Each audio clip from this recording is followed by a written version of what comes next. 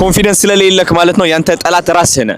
ራስህን ትጠላለህ፣ በጣም ራስህን ዝቅ ታደርጋለህ። አለባበስክ የተበላሸ ነው፣ ምክንያቱም አይምሮህም የተበላሸ ስለሆነ ለራስህ ያለክ አመለካከት የተበላሸ ነው። እንደዚህ አይነት ቪዲዮ ስታይ ደግሞ የምታሳልፍ ከሆነ ዝም ብለክ የምትናደድ ከሆነ ይህ ማለት ትልቅ የሆነ ችግር አለብክ። ይህ ነገር ማስተካከል ይኖርብሃል። ምክንያቱም አንድ ጥያቄ ልጠይቅህ። አንተ ልብ ውስጥ እግዚአብሔር የሆነ ነገር አስቀምጦልሃል፣ የሆነ መልእክት፣ የሆነ መንገድ አሳይቶሃል።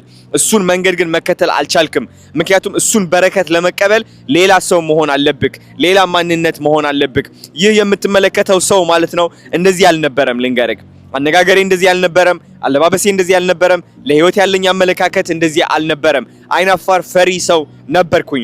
አንተም እኔ የነበርኩበት ደረጃ ልትሆን ትችላለህ። ግን እየነገርኩ ነው፣ ህይወትክ ለአንዴና ለመጨረሻ ማቃናት የምትፈልግ ከሆነ እነሱን ሰዎች መስማት አቁምና ከነሱ ሰዎች ተቀባይነት መፈለግ አቁምና ራስህን መሆን ጀምር። ማንነትህ መቀየር ጀምር። ኮንፊደንት መሆን ካለብህ ኮንፊደንት መሆን ጀምር።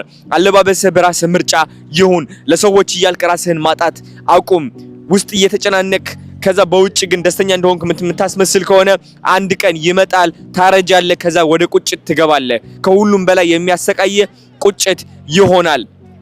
ለዛም ነው ልብ ውስጥ ያለው ህልም ተነስተክ እኔ ይገባኛል ብለክ መናገር ይኖርብሃል፣ መቆም ይኖርብሃል። ከሰዎች ጋር ኔትወርክ ማድረግ ኮኔክሽን መፍጠር ካለብክ መፍጠር ይኖርብሃል። የሰዎችን አይን እያየክ መናገር ማውራት የማትችል ከሆነ አይናፋር ከሆንክ ማለት ነው የተዘጋ አፍ አይመገብም፣ በምንም ተአምር ደግሞ አያልፍልህም።